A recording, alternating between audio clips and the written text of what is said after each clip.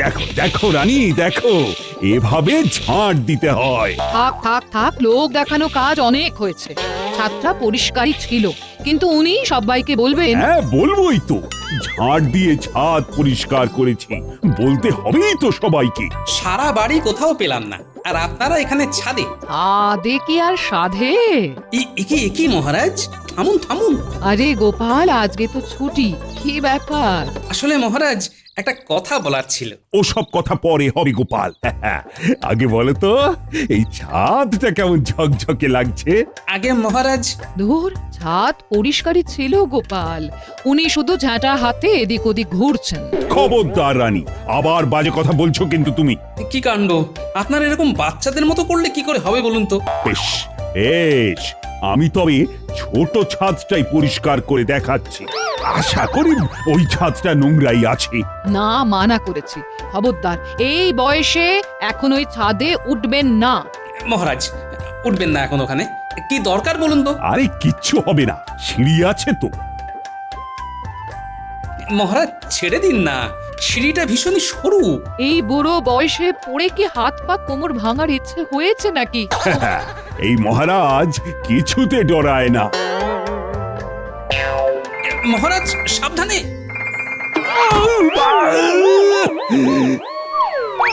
যা ভেবেছিলাম হলো তাই। ওরে কে আছিস? ছুটে আয়, ছুটে আয়, মহারাজ পড়ে গেছেন।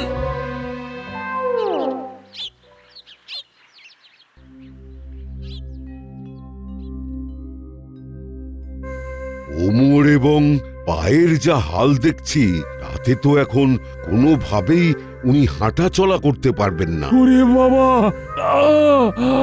বলেছিলাম তখন, বুড়ো বয়সে এরকম কাজকর্ম করবেন না। ঠিক আছে রানীমা, এখন আর বকাবকি করবেন না, যা হওয়ার তা তো হয়ে গেছে।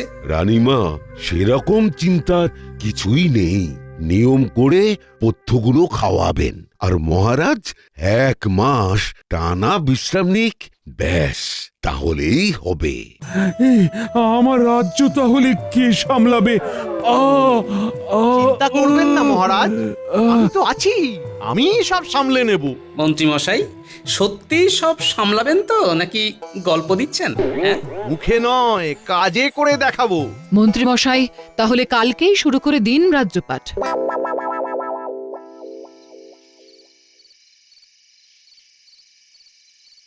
শুভেচ্ছা নতুন রাজা, এই নিন মিষ্টি খাজা। বাবা, অন্য সময় তো ডেকে ডেকেও পাওয়া যায় না, আজ না ডাকতেই এলি যে? আপনার মাথায় এত বুদ্ধি, আরে এটা ধরতে পারলেন না?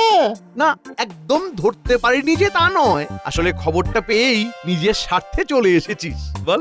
একদম ঠিক, আপনি রাজা, আর এখন আমি আপনার পায়ে সব সময় পড়ে থাকতেও রাজি। এই 1 মাসই সুযোগ, যা করার করে নিতে হবে। শুনুন মন্ত্রী মশাই, না মানে নতুন রাজা মশাই, আপনার নামে বাজারে বেশ দুর্নাম আছে, তাই সবার আগে সাধারণ মানুষ অর্থাৎ ভাগচাষী ছোটখাটো বাজারের ব্যাপারীদের খুশি করুন, দেখবেন এতেই অর্ধেক কাজ হয়ে গেছে। খুশি করতে গেলে তো ওদের ভালো করতে হবে, আর ভালো কাজ মানেই মোহর খরচ। ভালো কে করতে বলেছে? আগে মুখ মিষ্টি করে কথা বলে 1000 রকমের ভালো ভালো প্রতিশ্রুতি দিয়ে মন জয় করুন, তারপরে কাঠি করে দেবেন। ঝোপু যে কপ। একদম ঠিক। বাহ গিন্নি, বাহ বটা, তোরাও তো বেশ হয়ে উঠেছিস দেখছি। সুপ্রভাত সকলকে। এই 1 মাসের জন্য আমি যাকে যা কাজ দেব, সে সেই কাজই করবে। তাহলে বৈদ্য কি কিছু আবিষ্কার করতে বসবে, আর ওই বিজ্ঞানী কি চিকিৎসা করবে নাকি? গোপাল, গোপাল, তুমি একটু বাজে বকা বন্ধ করবে? আর শোনো, আমার সভায় কোনো ভাঁড়ের দরকার নেই, তাই তুমি বাইরের কিছু কাজ সামলাবে। আমি কি থাকবো নাকি নিজের পথ দেখবো? কি দিন এলো রে বাবা, মন্ত্রীমশাইয়ের হুজ্জুতি। হুজ্জুতি না বজ্জাতি? তাহলে বাজে না বকে আমি সবাইকে নিজেদের কাজ বুঝিয়ে দিচ্ছি। শুরু করে দাও আর বলো জয়। রাজামশাইয়ের জয়। কি তাই তো মন্ত্রীমশাই? হ্যাঁ, একদম তাই। গোপাল, তোমার কি বুদ্ধি! এই বুদ্ধি এবার থেকে ভাড়া মতে নয়, ভালো জায়গায় কাজে লাগবে। তারপর গিন্নি, তুমি খুশি তো? ভাবছি এই তো সুযোগ তোমার বস্তা বস্তা মোহর সরানোর। তাই বাড়িতে যা হাঁড়ি কুড়ি আছে সেইগুলোতে সব আটবে না গো। চিন্তা নেই, চিন্তা নেই। শহরে বড় বাড়ি কিনবো, সেইখানেই সব রেখে দিতে পারবে। কি বলছি কি, এবারে একবার না তীর্থে না গেলেই নয়। একটু অপেক্ষা করো গিন্নি, কটা দিন বাদেই বেড়াতে নিয়ে যাব। আর তুমি না নিয়ে গেলে, তুমি যেমন সবার পেছনে বটার ঘরটাকে লাগাও, তেমনি আমিও তোমার পেছনে ওদের লাগিয়ে দেব। ও, তলে তলে এই। অবশ্য ঘটা শুনলাম দেশে গেছে, তোমায় বটাকে দিয়েই কাজ চালাতে হবে।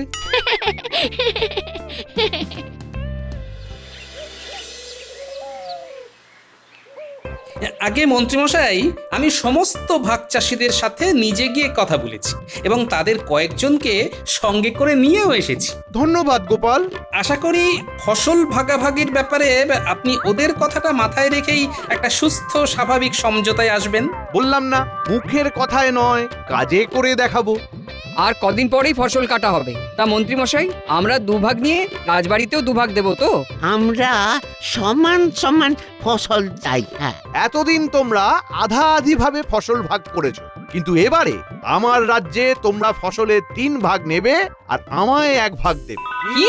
সকলে ঠিকই শুনেছো। তোমাদের পরিশ্রমের ফল তোমরাই বেশিটা ভোগ করবে, এইটাই আমি চাই। দেখা যাক, সব ভালো হলেই ভালো। জয় মন্ত্রী মশাইয়ের জয়, জয় মন্ত্রী মশাইয়ের। থাক, হয়েছে হয়েছে হয়েছে। কালকে সকলে এসো, আমরা চুক্তিপত্রে স্বাক্ষর করে নেব। মন্ত্রীমশাই, পবিত্র পরিচ্ছন্ন হওয়ার অভিযান সবকিছু প্রকাশ্যে নিয়ম মেনে হবে। কি বলো গোপাল? এ কি ব্যাপার গোপাল, মন্ত্রীমশাই সাময়িক রাজামশাই হয়ে পুরো বদলে গেলেন। সত্যি কথা, আমি নিজেই লজ্জায় পড়ে গেছি। আমারও বেটাকে হয় না বিশ্বাস, ও সারাক্ষণ ফেলে বিষ ভরা নিঃশ্বাস। কথাটা অবশ্য মন্দ বলনি। ভাইরা, তোমরা সবাই নিচে বসে পড়ো। কেন কেন কেন? ওরা বসবে কেন? মানে না বসে কি দাঁড়িয়ে থাকবে? আরে গোপাল, তোমার মন ছোট বলে তুমি ভাবো ওরা নিচে বসবে। আসলে ওরা আমার রাজসভাতে নিচে নয়, সভাসদদের আসনে বসবে। কি? আমাদের আসনে? আপনার মাথা ঠিক আছে তো মন্ত্রীমশাই? আলবাত ঠিক আছে। তোমরা তো ওই আসনে বসে এমনিও কাজের কাজ কিছু করতে পারো না, কিন্তু এই ভাগ চাষি ভাইয়েরা আমাদের মুখে অন্ন যোগায়, তাই ওরা ওদের যোগ্য আসনে বসবে। তাহলে আমরা কি করব? কি আবার? বেরিয়ে যাবে সভা থেকে। আমি ওদের সাথে এবারে চুক্তিপত্র নিয়ে কথাটা বলে নি। যাও যাও যাও যাও যাও, সভাসদেরা সব বেরিয়ে যাও। পুটির বাবা, সব দেখে শুনে নিও কিন্তু। ঠিক আছে ঠিক আছে, সব দেখে শুনে নেবো।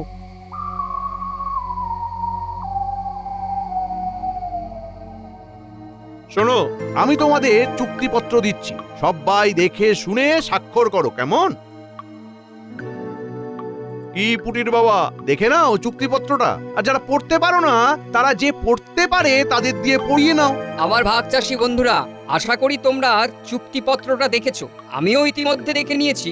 যারা নিজেরা চুক্তিপত্র পড়তে পেরেছো আর যারা নিজেরা পড়তে পারোনি, 2 দলের উদ্দেশ্যেই বলছি, মন্ত্রীমশাই যেমনটা বলেছিলেন ঠিক সেই কথাটাই চুক্তিপত্রে লিখেছেন। তাই তোমরা চোখ বন্ধ করে সই বা টিপসই করে দাও।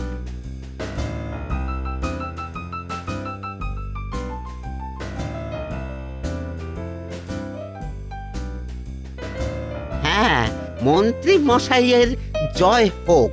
আমি তোমাদের সব সময় পাশে পাশে আছি, বিপদে আপদে সুখে দুঃখে সব সময়। ফসল কাটা হলেই আমরা আপনাকে 1 ভাগ ফসল দিয়ে যাব মন্ত্রীমশাই। ভিতরে তো সব জয়ধ্বনি দিচ্ছে। ওই তো সব বেরোচ্ছে। গোপাল দাদা, তুমি যে কেন মন্ত্রীমশাইকে এত বাজে ভাবো বুঝি না। চুক্তিপত্র একদম ঠিকঠাক ছিল, নিজের চোখে দেখে নিয়েছি। ও আচ্ছা আচ্ছা।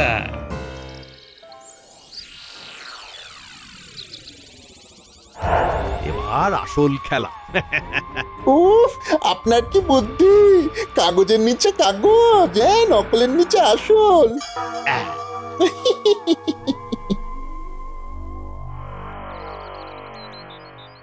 সুপ্রভাত মন্ত্রী মশাই। এ কি মন্ত্রী মশাই, আপনি এত কষ্ট করে আসতে গেলেন কেন? না, ভাবলাম ফসল কেটে আবার তোমরা অতটা দিতে যাবে, তার থেকে আমি চলে এলাম। বটাও আছে, তারপর খানাটে গরুর গাড়িকেও বলা আছে, একেবারে ফসল নিয়ে চলে যাব। সে আর বলতে। ফসল কাটা শেষ মন্ত্রী মশাই। ব্যাস, আমায় মোট ফসলের 3 ভাগ দাও, আর তোমরা 1 ভাগ করে রেখে দাও। তাড়াতাড়ি করো, তাড়াতাড়ি করো। বটা, গরুর গাড়িগুলোকে আসতে বল। এসব কি বলছেন মন্ত্রী মশাই? আপনি তো সেদিন অন্য কথা বললেন। মরে যাব মন্ত্রী মশাই। মরে যাবো মন্ত্রী মশাই? দেখো, সেই দিন কি বলেছি আমার মনে নেই, তবে চুক্তিপত্রে লেখা ছিল যে আমি ফসলের 3 ভাগ নেব আর তোমরা 1 ভাগ নেবে, আর সেই শর্তেই তোমরা সবাই সই করেছো। দেখে নাও। মন্ত্রী মশাই, আপনি আমাদের এভাবে ঠকালেন। আমি নিজে দেখেছিলাম সেদিন চুক্তিপত্রে লেখা ছিল ফসলের 3 ভাগ আমরা নেব আর 1 ভাগ আপনি নেবেন। চুক্তিপত্র দেখে নাও, আমি সব কাজ প্রকাশ্যেই করি। মন্ত্রী মশাই, মন্ত্রী মশাই, মন্ত্রীমশাই, হাওয়া বেগতিক হওয়ার আগে ফসল নিয়ে আমাদের এখান থেকে হাওয়া হয়ে যেতে হবে। ঠিক ঠিক।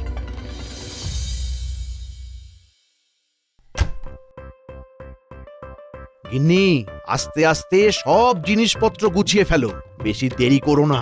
শহরে কি সব বন্দোবস্ত হয়ে গেছে? হ্যাঁ, প্রায় হয়েই এসেছে। দেখো, আজকে পাওয়া ফসলগুলোর বেশ কিছুটা চোরা বাজারে বিক্রি করে দিতে পারলেই হলো। আর মোহরগুলো কি সব সব হাতানো হয়ে গেছে? খুব একটা বেশি বাকি নেই, মোটামুটি গুছিয়েই আনছি। তল্পি তল্পা গুটিয়ে যাওয়ার আগে একবার তীর থেকে পুজো দেবে তো? হ্যাঁ, ভাবছি কালকেই যাব গিন্নি, তবে সন্ধ্যের দিকে বটাকে একবার ডাকতে হবে। কেন? বরটাকে কেন ডাকবে? আরে, আমাদের বাড়ির সামনে যে শস্য মজুত রাখার জন্য গোলাবাড়ি করা হয়েছে, সেটা পাহারা দেওয়ার একটা পাকা বন্দোবস্ত করে যেতে হবে তো।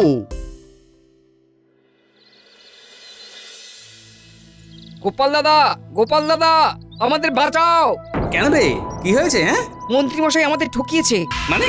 সেই দিন চুক্তিপত্রে একটা কাগজের নিচে আরেকটা কাগজ এমন ভাবে রেখেছিল আমরা বুঝতে পারিনি, স্বাক্ষর করে দিয়েছি। আর আজকে ফসল কাটার দিনে দেখি সেই দিন আমরা 3 ভাগ ফসলের ভাগ ওনাকে দেব আর 1 ভাগ নিজেরা নেব, এই শর্তে সই করে চলে এসেছি। কিন্তু আমার মনে আছে ওপরের পৃষ্ঠায় অন্য শর্ত ছিল।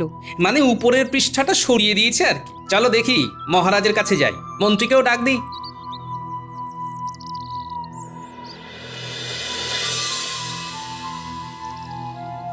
দেখুন মহারাজ, আপনি অসুস্থ, সেই জন্য মন্ত্রীমশাইকে দায়িত্ব দিলেন। আর মন্ত্রীমশাই এই সুযোগটাকে কাজে লাগিয়ে এই একটা মাসও সৎভাবে কাজ করতে পারলেন না। মহারাজ, ভাগ চাষিরা সবাই নিরক্ষর নয়, তারা জেনে বুঝেই স্বাক্ষর করেছে।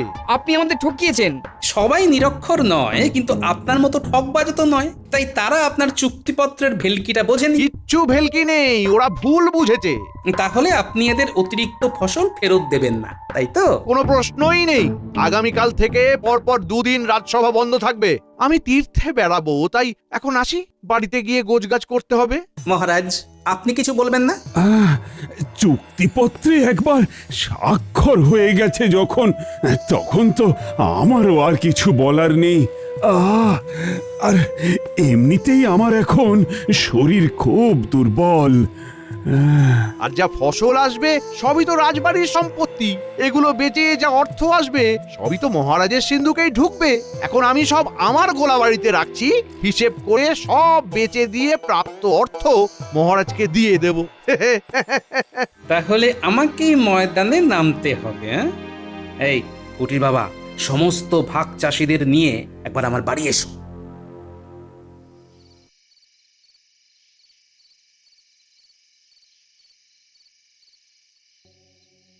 বটা, আমি থাকছি না, তুই কিন্তু খুব সজাগ থাকবি, হ্যাঁ, যাতে কোনোভাবেই ওই গোপাল বা ভাগ চাষিরা অতিরিক্ত ফসল লুট করতে না পারে। আপনি চিন্তা করবেন না, ভালো করে ঘুরে আসুন।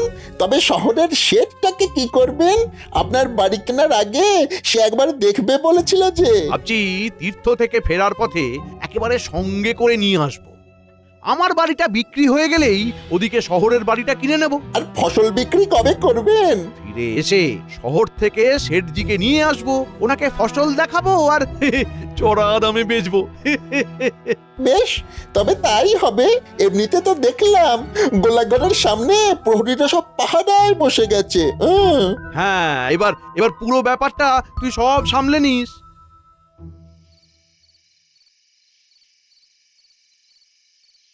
গোপাল দাদা, সবাইকে নিয়ে এসেছি। হ্যাঁ, এসো এসো। আমাদের বাঁচাও দাদা। তোমাদেরকে ডেকেছি তোমাদের এই অবস্থা থেকে উদ্ধার করব বলে। তুমি যা বলবে তাই করব দাদা, এখন শুধু উপায় বলো। শোনো, মন্ত্রীর গোলাঘরের পিছন দিকের গাছটা থেকে গোলাঘর কতখানি তফাতে আছে আগে গুণে দেখে নাও। তারপর আজ রাত থেকে সুড়ঙ্গ খোঁড়া শুরু করো। ওই সুড়ঙ্গ খুঁড়ে কি আমরা গোলাঘর থেকে অতিরিক্ত ফসলগুলো বের করে নেবো দাদা? হ্যাঁ, তবে শুধু অতিরিক্ত নয়, সব ফসলই বের করবে। ঠকানোর একটা মোক্ষম জবাব না দিলেই নয়। কিন্তু ওখানে যে প্রহরীরা আছে, প্রহরীদেরকে অন্যমনস্ক করে রাখার দায়িত্ব আমার, ন্যাপলা আর গুলটে। মনে রেখো, তোমাদের হাতে 2 দিন সময়। 2.5 দিনের দিন সন্ধে বেলায় মন্ত্রী ফিরছে। তার আগে তোমাদের কাজ হাসিল করে ফেলতে হবে কিন্তু। হ্যাঁ, হয়ে যাবে দাদা, আজ রাত থেকেই শুরু করব। ব্যাপারটা দেখো যাতে গোপন থাকে। আর একবার ওই ন্যাপলা আর গুলটেকে পাঠিয়ে দাও। কালকে সকাল থেকে আমরাও মাঠে নামবো আর তোমরা পাতালে। কিন্তু গোপাল দাদা, গাছের পিছন থেকে গোলাঘর কতখানি তফাতে রয়েছে তা এক পা করে মাপবো কি করে?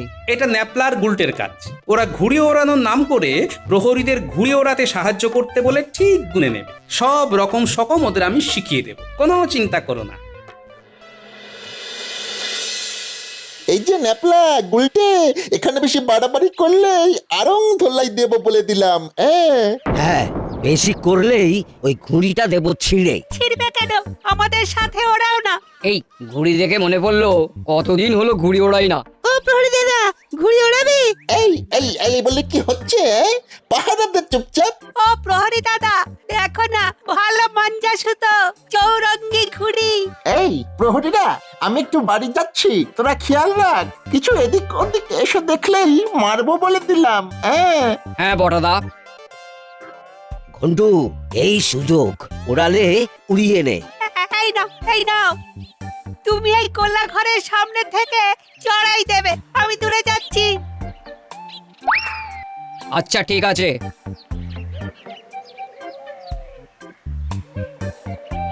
নাও নাও, এবার চড়াই দাও। ইয়ে, কি মজা! তার মানে এতটা হলো ওই গোলা ঘর থেকে এখানকার দূরত্ব। ব্যাপারটা জানিয়ে দিতে হবে।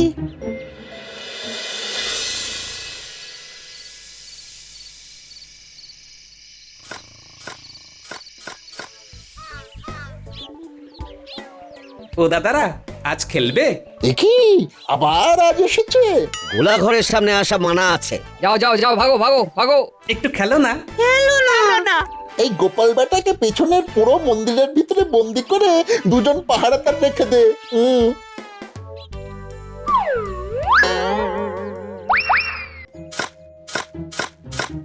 তোমরা শিগগিরই চলো, গোপাল দাদুকে ওরা ঘরে বন্দি করে দিয়েছে। কি?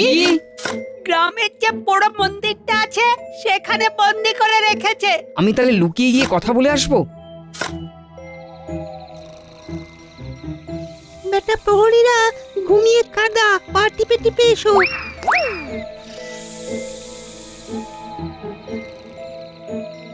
গোপাল দাদা, গোপাল দাদা, আমরা সুড়ঙ্গ দিয়ে ঢুকে পড়েছি।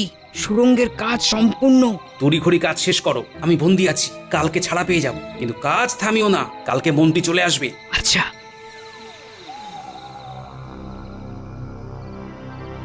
আসুন আসুন শেঠজি, আসুন। আগে গোলা বাড়িটা দেখুন। কিরে বটা, সব ঠিক আছে তো? একদম। গোপালকে বন্দি করে রেখেছি। অনেক চেষ্টা করেছিল, কিন্তু সব চেষ্টায় ঢলঢল করে জল ঢেলে দিয়েছি। বেশ বেশ বেশ বেশ, আসুন শেঠজি, আসুন।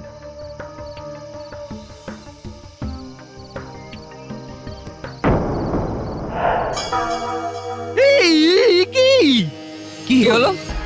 গোলার ভেতর ফসল নেই, উধাও। ও মা গো!